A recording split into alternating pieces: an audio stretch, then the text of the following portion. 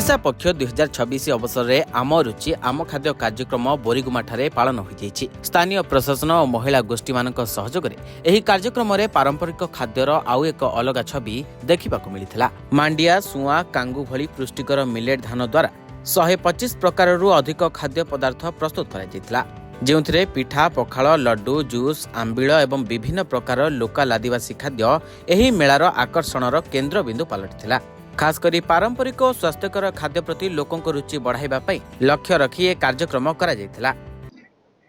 मो ना डॉक्टर दिलीप कुमार नाथ। मो आज आम रुचि ये जो ओडिया पक्ष चलती आज जो आइटम है 125 प्रकार आम आइटम कर सब माने आमर देश खाद्य जोटा माने आगरू जो खाद्य सब आम माँ मैंने करुले माँ मौसी मैंने जो पुराणा खाद्य जो खाद्य खाइले माँ मानकर जो देहरे पुष्टि हम रक्त बढ़ आज मांडिया आमर पूरा भारत वर्ष से कौन टोटाल वर्ल्ड रे आज विख्यात भाव जाऊँगी से मांडिया पर बहुत आइटम कर जोटा खाइले कि काली माने जो गर्भवती माँ हो जो कौन से माँ को पुष्टि अभाव रोचे तेणु ये रुचि दिवस आमर जो ओडिया पक्ष चली विभिन्न प्रकार खाद्य जब यही खाद्य घर मानक माँ मैंने मौसी मैंने सब तैयारी खाइबे अन्य को खाइबे निजर पिला छुआ भल मंद ताहले आम द्वारा ये पुष्टिहीनता रोग जो देखा जाऊँगी आमर विशेषकर कोरापुट जिले में बहुत कुपोषण रोचे माँ मैंने रक्तहीनतार शिकार होती पिला माने कुपोषण अधिकार होती तेणु से गुड़ा सब दूरीभूत हो पार तेणु यही विभिन्न प्रकार शाग विभिन्न प्रकार मांडिया जो प्रकार पिपासन पिठा हो जेकोसी मांडिया विभिन्न आइटम है सब माने चकुली पाखर आरंभ करी तार सुजी तार हलुआ तार सोप विभिन्न प्रकार जो जिनस एगुड़ा जदि आम नीतिदिन करी अल्प अल्प हो कि बर जदि खाई पारू ताले सेगुड़ा आमर ये कुपोषण भाव जनित जो रोगटा देखा दूसरी से दूरीभूत निश्चिंत हो पार आशा कर सरकार निर्देश क्रमे एप्रिल 1 ठार नहीं कि एप्रिल 14 तारीख जोटा कि ओडिया नुआ वर्ष विश्व संक्रांति आज आमर ओडिया पक्ष पालन चली जो थे कि आमर विभिन्न दिनर विभिन्न प्रकार कार्यक्रम रही जहाँकि आमर ओडिया स्वाभिमान कथा कहवा जमीक कि ओडिया खाद्य वस्त्र आमर भाषा एवं आमर बरपुत्र मानक नहीं आभली आमर जो प्रकार ओडियार स्वाभिमान सहित ओडिया माटीर गर्व आम जहाँ अनुभव करुचे ताकू नहीं कि विभिन्न दिनर कार्यशैली रही तो आज दिन में आम आम रुचि आम खाद्य जोटा कि आमर ओडिया मानकर पारंपरिक खाद्य जोटा कि जेजेमा जेजेबापा अमल आम से सब कर आसुलु किंतु आज समय ये जो नूतन युवपीढ़ी आसुच्चंती जोटा कि से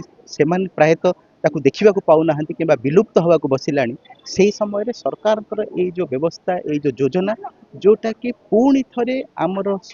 कला संस्कृति ठू आरंभ करी आमर खाद्यपेय सबको पुणी पुनरुद्धार करने गोटे प्रचेषा चली तो निश्चय ये भी आज आमर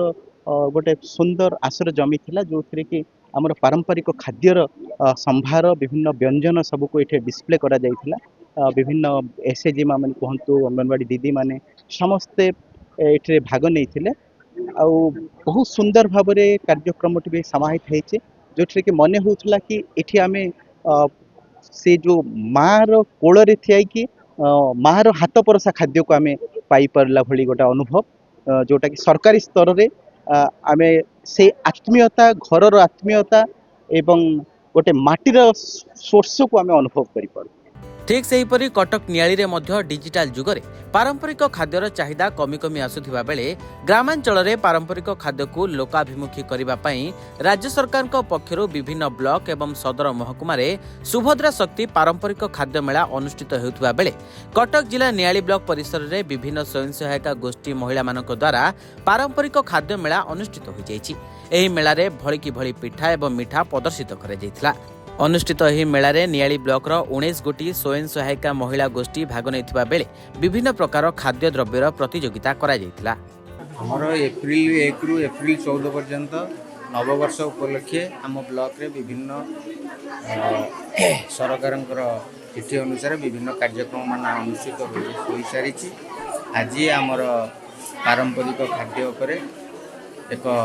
खाद्यर स्टॉल मान खोला जाइथिला। एणु आमर दिन दिन जो ओडिया परंपरा लुचि लुचि जाऊँगी सेटा केमी पुणी पुनर्बार लोकलोचन को आनिबा एवं आमर पारंपरिक पिठा पଣା एवं यह ପୁଣି ଆଉ ଥରେ ଆମେ ଉଜ୍ଜୀବିତ କରିବା ସେଥିପାଇଁ ଏ ପ୍ରୟାସ। ମୋ ନାଁ ମିଲି ମଲ୍ଲିକ, ମୁଁ ପୋଖରୀ ଗାଁ ପଞ୍ଚାୟତରୁ ଆସିଛି। ଏଠି ନିଆଳି ବ୍ଲକରେ ଅନୁଷ୍ଠିତ ହେଉଥିଲା ଆମ ରୁଚି ଆମ ଖାଦ୍ୟ ଉପରେ, ଯାହା ଓଡ଼ିଶାର ଖାଦ୍ୟ ଉପରେ ଓଡ଼ିଶାର ଖାଦ୍ୟ ଯେଉଁ ଲୋପ ପାଇଯାଉଛି, ବେଶୀ କରି ଏଇନା ଫାଷ୍ଟଫୁଡ଼ ଉପରେ ବେଶୀ ମାନେ ଜେନେରେସନ୍ ଇଏ କରୁଛନ୍ତି। ଆମ ଓଡ଼ିଶାର ଯେଉଁ ଖାଦ୍ୟଟା ସେଇଟା ମାନେ କ'ଣ ମାନେ ଲୁଚି ଯାଉଛି। ତାପରେ ଆମର ଯେଉଁ ଖାଦ୍ୟରେ ରୋଗ ସେଇ ଖାଦ୍ୟକୁ ଆମେ ବେଶୀ ମାନେ ନଜର ଦେଉଛେ। ଆଉ ଆମର ମେନ୍ ଘରୋଇ ଜିନିଷ ଖାଦ୍ୟକ ସବୁ ଲୋପ ପାଇଗଲାଣି, ଯାହାପରେ ମାଣ୍ଡିଆ ଢିଙ୍କି କୁଟା ଚାଉଳ ଉପରେ, ତାପରେ ଘରୋଇ ପିଠା ଆମର ଚକୁଳି ଏସବୁ। ଏବେ ତେଲ ଜାତୀୟ ଖାଦ୍ୟ ଉପରେ ଆମ ଓଡ଼ିଶା ବହୁତ ଆଗକୁ ଚାଲିଗଲାଣି। ତେଣୁ ସେ ଜିନିଷଟାକୁ ବନ୍ଦ କରି ଆମ ଘରୋଇ ଖାଦ୍ୟ ଯେଉଁଟା ଆମ ସ୍ୱାସ୍ଥ୍ୟ ପାଇଁ ଭଲ, ଆଉ ଓଡ଼ିଶା ସରକାର ଏଇଟା ବହୁତ ଭଲ ଆୟୋଜନ କଲେ ଯେ ବ୍ଲକ ସ୍ତରରେ ଏଇଟା ପ୍ରୋଗ୍ରାମ କଲେ। ତାପରେ ସ୍ୱୟଂ ସହାୟକ ଗୋଷ୍ଠୀ ମାନେ ଏଥିରେ ଇନଭଲ୍ଭ ହେଲେ। ଇନଭଲ୍ଭ ହେଲାରୁ ଯେଉଁ ପିଠାଟା ଆମର ଜାଣିପାରୁନଥିଲେ, ଯେଉଁ ଏବେକା ଜେନେରେସନ୍ ଲୋକମାନେ ସ୍ତ୍ରୀ ଲୋକମାନେ ଝିଅ ପିଲାମାନେ ସେ ଏ ପ୍ରୋଗ୍ରାମ ଦ୍ୱାରା ଆସିକି ସେ ପିଠାର ମାନେ ମାନ୍ୟତା ବଢ଼େଇଲେ ଏବଂ ସେମାନଙ୍କର ବହୁତ ଆଗ୍ରହ ବଢ଼ିଲା ଯେ ଆମେ ଏଇ ପିଠାଟା ମାନେ ମାଣ୍ଡିଆରେ ଯେଉଁ ପ୍ରସ୍ତୁତ ପିଠାଟା ସେଇଟା ମାନେ କେହି ଖାଉନଥିଲେ, ଏବେ ବହୁତ ଆଗୁଆ ଗଲାଣି ସେ ପିଠାଟା। ଆଉ ସେଥିପାଇଁ ବହୁତ ଖୁସି। ଆଉ ସାର୍ଟିଫିକେଟ୍ ମିଳିଲା, ପଇସା ମିଳିଲା। ଯିଏ ଭଲ କଲେ